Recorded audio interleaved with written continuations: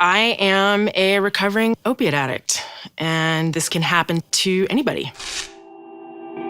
I know intimately what it feels like to think that no one is there for you. I know that feeling because that was me. I am one of the injured survivors of the 1999 Columbine High School shooting. My best friend was killed right in front of me, and I was shot twice.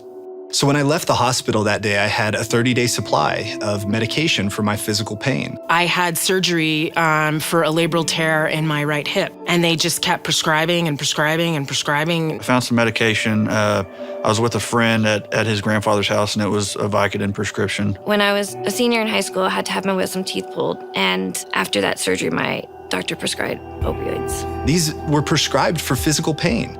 My emotional pain was really the problem, but nobody talked to me about that. They don't tell you anything. They just say, okay, here's something for the pain. All that I knew back then was that a lot of highly educated people had prescribed me medications that were supposed to make me feel better, and they were working. I was hooked probably within 2 weeks. I only cared about one thing, and that was the medication.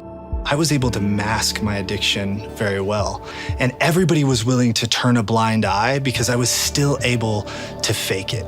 I'm not a bad person, but I knew that what I was doing was wrong, and I didn't know how to stop it. It just consumes you. Anytime I would try to stop taking them, I would start to go through withdrawals. I made this promise to myself that I would never experience those withdrawal symptoms again.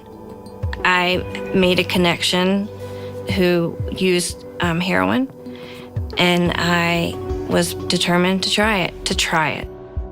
Heroin was a lot easier and it was cheaper. I didn't have a lot of money. I almost was content with the fact that I was going to be a heroin addict and this was going to be my life.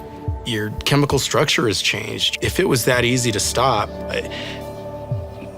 so many people out there wouldn't be going through the things that they're going through. They would have stopped a long time ago. A lot of misconceptions that people have about addiction is that we don't have any guilt and any shame about it.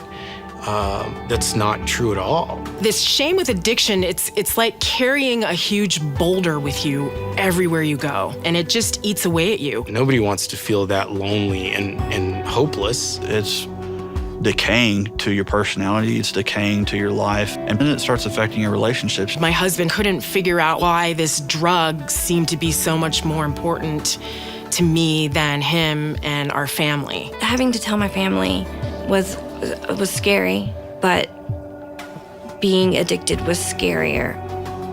It's okay to go to family that hasn't talked to you in a long time or that you're struggling with and to just say, okay, I'm done. Help me. If you don't feel like you can come forward and talk to a loved one or a family member, talk to a professional. There's a world of recovery out there that wants to help. You just have to tap in. The biggest weight in the world had been lifted off of me. Like I had a chance to be who I wanted to be, which was not an addict. It's possible to have a meaningful life again. Today I'm happy. Today I'm productive. Today I'm connecting with people. I'm doing things. I feel like I'm free today.